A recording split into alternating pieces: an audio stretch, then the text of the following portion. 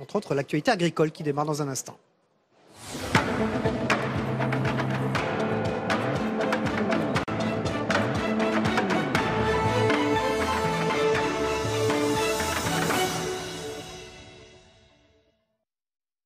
Évidemment, on est au salon de l'agriculture.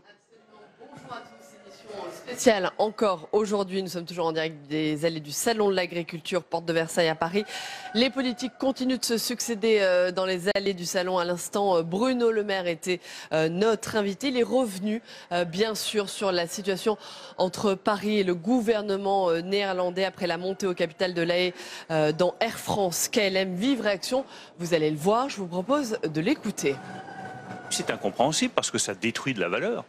À la rigueur, si ça permettait à Air France KLM, qui est mon seul objectif, que ça aille mieux pour Air France KLM, qu'elle dégage davantage de profit, que les salariés se portent mieux et que ce fleuron aéronautique se porte bien, à la rigueur, je dirais pourquoi pas.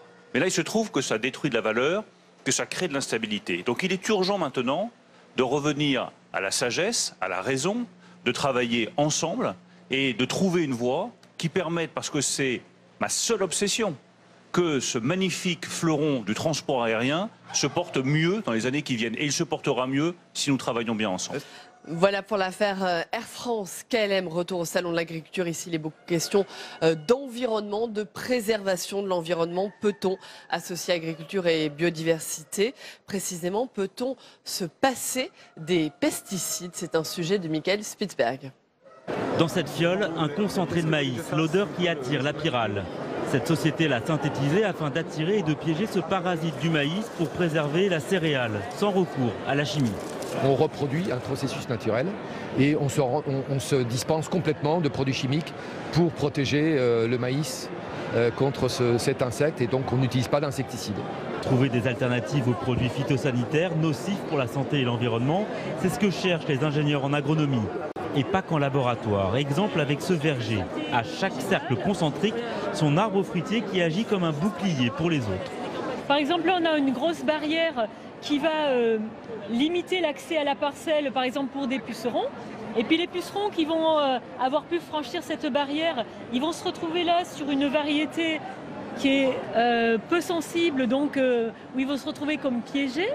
Ensuite, plus on va aller vers l'intérieur, on va changer d'espèce fruitière, et ce mélange, cette diversité d'espèces fruitières va faire en sorte que ça va être très difficile pour tous ces ravageurs qui ont pu réussir à rentrer sur la parcelle de s'implanter et de continuer à s'y développer, à se disperser.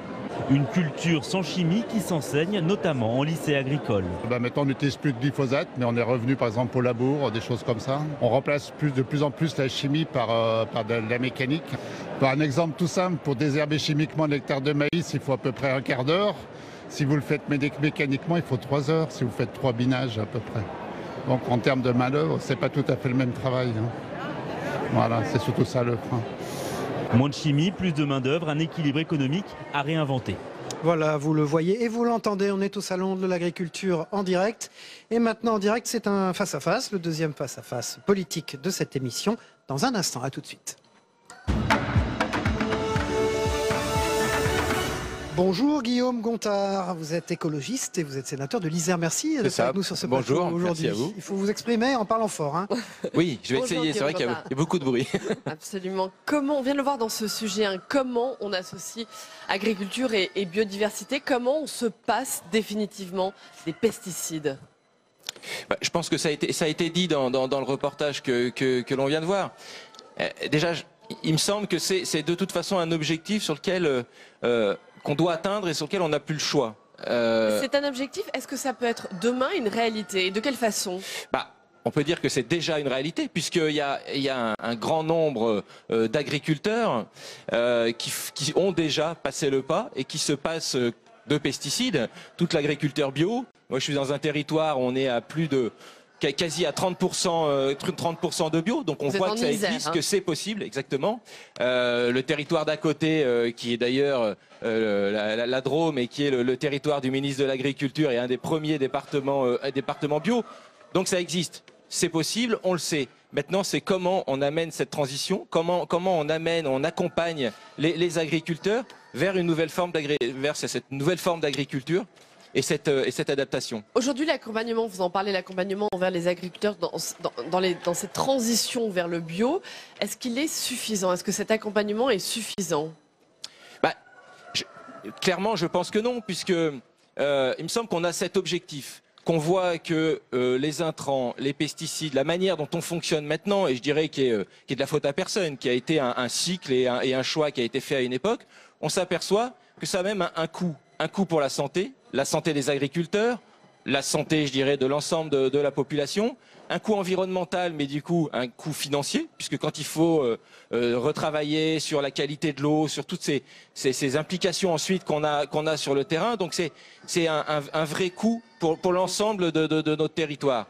Donc il faut travailler à ce changement, et si on veut travailler à ce changement, je pense que maintenant on est arrivé à un moment où il faut qu'on soit clair sur les politiques qu'on veut mener et qu'on y aille franchement. Et là, je trouve qu'on n'y va pas totalement franchement, qu'on a des discours qui zigzaguent. Je pourrais revenir sur les aides au bio. J'ai encore rencontré hier, mais j'en ai rencontré sur mon territoire, de nombre d'agriculteurs qui n'ont toujours pas touché au bout de 2-3 ans leurs aides. Et avec des vraies problématiques sur des territoires, on a des exploitations qui ferment à cause de ça, juste parce qu'elles n'ont pas pu toucher leurs aides. Ce qui est clairement dramatique. Guillaume Gontard, quand on parle pesticides, quand on parle produits phytosanitaires, il y a un mot qui revient beaucoup, c'est le mot glyphosate. Vous parliez tout à l'heure de zigzag. Qu'est-ce qui se passerait si demain on arrêtait définitivement le glyphosate? Encore une fois, si demain on arrêtait le glyphosate, on sait qu'il y a un certain nombre d'agriculteurs qui se sont passés du glyphosate et qui y arrivent. Ça a été dit dans le reportage. On a un autre avantage à ça, c'est que par quoi on remplace ces intrants? Par du travail humain. Et donc on voit bien que dans l'agriculture bio, qu'est-ce qui se passe? C'est une agriculture qui a, je crois, sur les 5 dernières années, 9% d'emplois en plus. Sur l'ensemble de l'agriculture, c'est 1% d'emplois en moins par an. Donc je pense que ce choix qu'on doit faire, en plus, il a un vrai intérêt, à la fois pour revaloriser l'agriculture, mais à la fois pour l'emploi. J'aimerais vous entendre sur un autre sujet. On parle d'alimentation. Les aliments ultra transformés, est-ce qu'ils sont suffisamment contrôlés? Que font les politiques, le gouvernement, pour lutter justement contre ces aliments qui sont, on le sait, nocifs pour la santé? C'est sûr qu'on est arrivé à un système où on a des aliments qui sont complètement transformés, avec un vrai impact sur la santé. Pour la première fois, on a plus de décès liés, je dirais, à la malbouffe, à trop manger, la question de l'obésité, que je dirais au manque de nourriture à l'échelle de la planète. Donc, encore une fois, on a intérêt à changer ce fonctionnement, à retourner vers une alimentation plus simple. Vous parlez du contrôle. On a la DDCCRF qui fait ses contrôles. On en a beaucoup parlé avec Lactalis, avec différents sujets. La DDCCRF a perdu 100 emplois ces 5 dernières années. On annonce encore 45 emplois en moins. Comment peut-on se passer d'un organisme qui contrôle justement ce qui se fait sur l'agroalimentaire? Donc je pense qu'il y a aussi là des logiques politiques qui doivent être claires. Des moyens donc, autre sujet majeur, on en parle quand on parle de problématiques, de sujets agricoles, c'est la production à l'échelle de la planète. Comment nourrir des milliards d'êtres humains alors que les contraintes environnementales sont de plus en plus pressantes? Peut-on produire autrement et gâcher moins? C'est un sujet de Sandra Cerquera. En 2050, nous serons plus de 9 milliards sur Terre. Il faudra, pour nourrir tout le monde, doubler la production agricole mondiale, alors même que les contraintes, environnementales notamment, se font de plus en plus pressantes. L'agriculture consomme 70% de l'eau douce de la planète et contribue pour 25% des émissions de CO2. Le défi sera de continuer à augmenter la production, tout en se passant de l'agriculture intensive utilisée aujourd'hui et sans étendre la surface des terres cultivées. Il y a toutes sortes de techniques différentes qu'il va falloir combiner. Il n'y a pas une seule solution, mais il y en a plusieurs. Et puis un gros problème, c'est la fertilité des sols. Va-t-on arriver? Il va falloir permettre de maintenir la fertilité des sols et éviter qu'elle se détériore. Parce que le changement climatique contribue à la détérioration des sols. Produire autrement, mais aussi gâcher moins, 40% de la production mondiale est perdue ou gaspillée. Il faudra également consommer autrement en réduisant la part de viande, surtout de bœuf, dans nos assiettes. car l'élevage est déjà responsable de 15% des émissions de gaz à effet de serre et occupe un tiers des terres cultivables dans le monde. Il faudrait consommer moins de viande de ruminants et davantage de volailles, parce que ça, la volaille utilise beaucoup moins de terre et beaucoup moins d'eau que la viande de ruminants. Pour allier gain de productivité et réduction des émissions de CO2, la recherche biologique pourrait mettre au point des vaccins pour que le bétail rejette moins de méthane. En plus d'une révolution technologique, nourrir 9 milliards de personnes en 2050 nécessitera avant tout d'une réelle volonté politique au niveau mondial. Guillaume Gontard, comment nourrir 10 milliards de personnes en 2050? Comment produire autrement? Il est là le prochain grand défi de notre civilisation?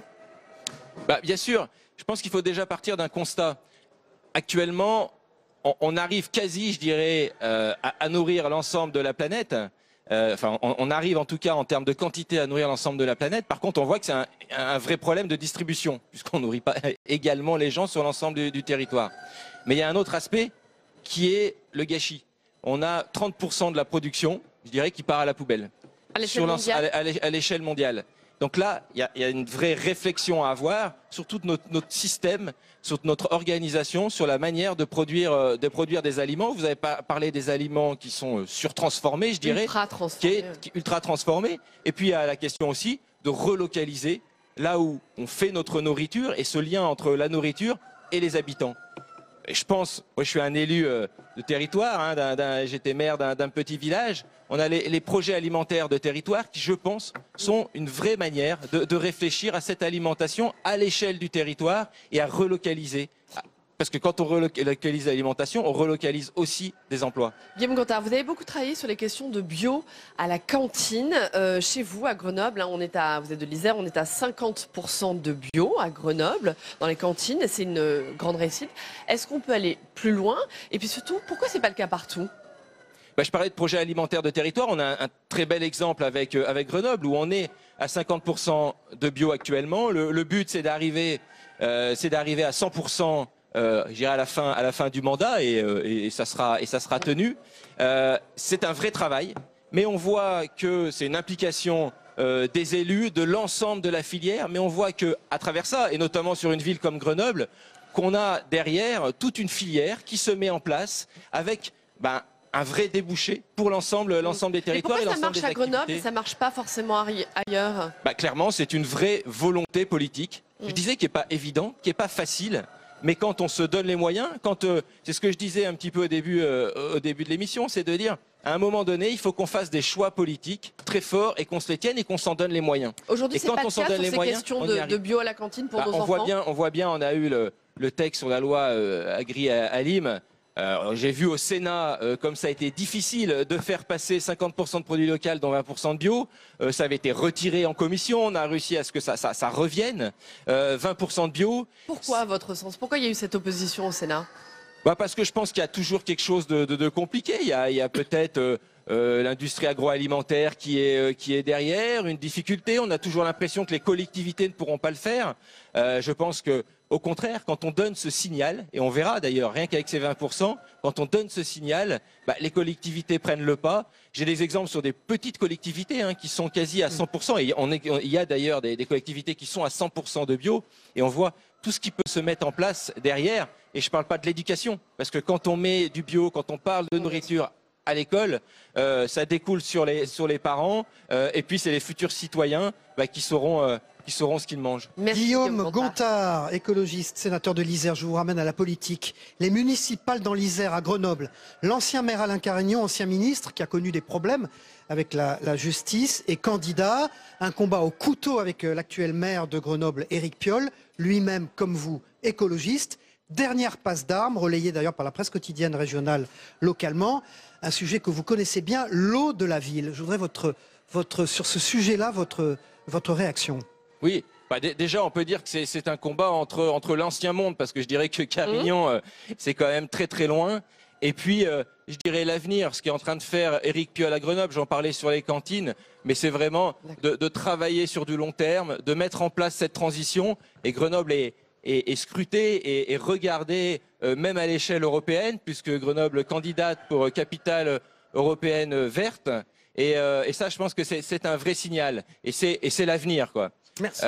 Sur l'eau, la question de l'eau, bah oui, l'eau a été municipalisée. Je pense que l'eau est un bien commun, qu'on doit garder ce bien commun et qu'on doit avoir une eau publique et travailler notamment sur les tarifications sociales de l'eau.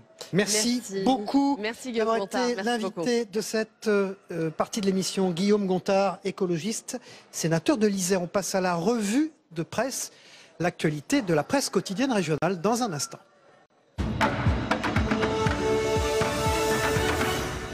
Voilà, il quitte le plateau. Bonjour, bonjour Saveria. On repart avec une nouvelle revue de presse. À la une de Nord-Éclair, la circulation différenciée est-elle efficace? Posée à la une de Nord-Éclair aujourd'hui. À Lille, cette circulation différenciée a été mise en place pour la première fois, un acte 1 en demi-teinte. Les restrictions de circulation décidées mardi pour mercredi semblent avoir pris tout le monde de court.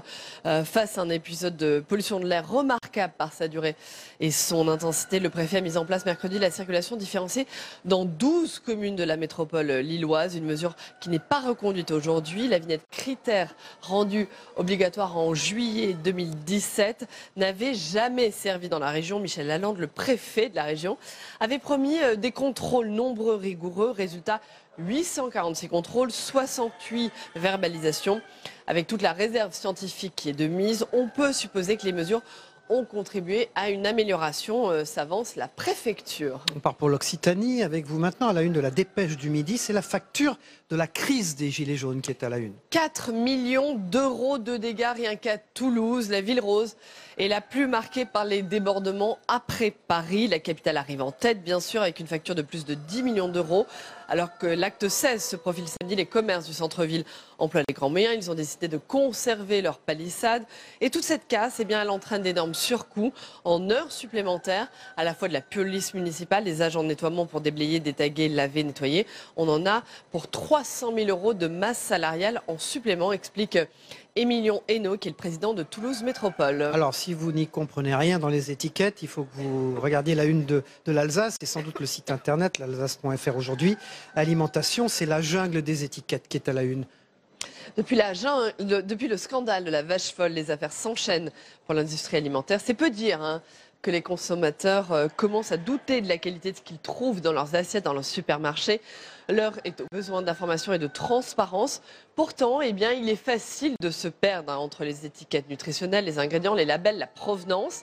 Les consommateurs sont noyés dans la masse d'informations. Votre quotidien, vous êtes ce matin à vous y retrouver. Merci Saveria. On se retrouve en studio demain. On aura quitté le salon de l'agriculture. On réintégrera nos studios et notre plateau. Merci pour cette troisième partie d'émission. On passe tout de suite à la météo des territoires de Gilles Mourou. Le temps qu'il fait en France, vous allez voir, ça se gâte et c'est normal. C'est le temps ordinaire en cette période de l'année. Puis le Zap Matin de Christophe Combarieux. Ce qui s'est passé dans les émissions politiques, les journaux télévisés, mais également chez nos confrères ce matin. À tout de suite.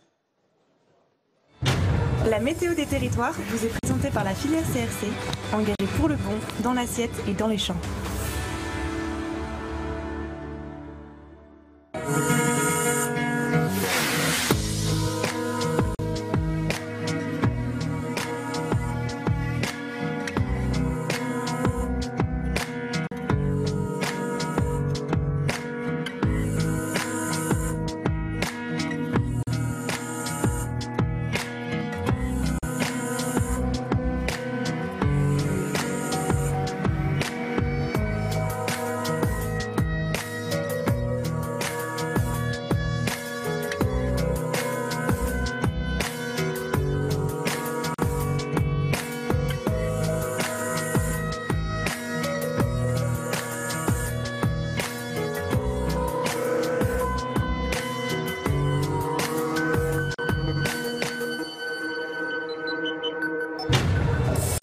C'était la météo des territoires avec la filière CRC, engagée pour le bon, dans l'assiette et dans les champs.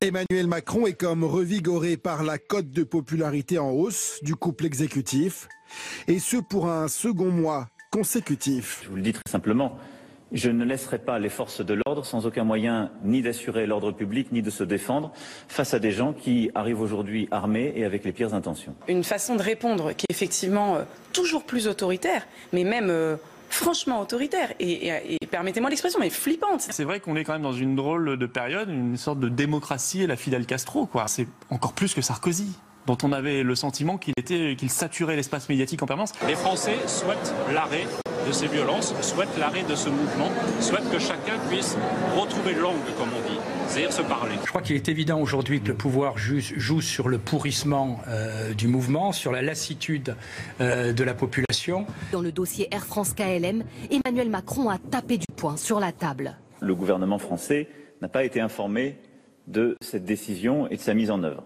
J'en prends note. Il appartient maintenant au gouvernement néerlandais de clarifier ses intentions en cette affaire. Afin de garantir l'intérêt du peuple néerlandais, les Pays-Bas ont décidé de devenir actionnaires de la compagnie Air France KLM. Récemment, des actions ont été achetées et l'État néerlandais détient désormais 12,68%. L'objectif est d'obtenir à terme une position équivalente à celle de l'État français. Il faut surtout que les États se mêlent le moins possible de la marge d'une grande entreprise comme celle-ci. On a un nouveau patron, il y a une nouvelle transformation de cette belle entreprise. Je crois qu'il faut désormais laisser les gens d'Air France travailler. Je considère que la décision du gouvernement néerlandais est une décision incompréhensible et inattendue. Donc nous attendons maintenant des éclaircissements de la part du gouvernement néerlandais. Ça pose un certain nombre de questions sur justement ces grands sujets de politique industrielle, ces grands sujets économiques au plan européen. Comment peuvent-ils être traités au mieux? Est-ce qu'on ne doit pas réfléchir à des règles de fonctionnement un peu différentes? J'ai encore en tête Bruno Le Maire, le ministre de l'économie, qui nous avait dit à l'Assemblée nationale, quand on dénonçait le fait que la France vende ses participations dans les grandes entreprises françaises, il nous avait répondu, mais la France n'a pas vocation à occuper un strapontin dans les sièges des conseils d'administration des grandes entreprises. Eh bien, résultat, ce sont d'autres pays qui le font à la place de la France. Voilà le Zap Matin, ce que vous devez retenir de l'actualité des journaux télévisés et de chez nos confrères ce matin. Merci de nous avoir suivis. Demain, on réintègre le plateau de Public Sénat. On aura Guillaume Gomez, le chef de l'Élysée, qui sera notre invité dans Un homme, un territoire. Donc on ne sera pas très éloigné du salon de l'agriculture, d'où je vous dis au revoir, à bientôt. Merci de votre fidélité.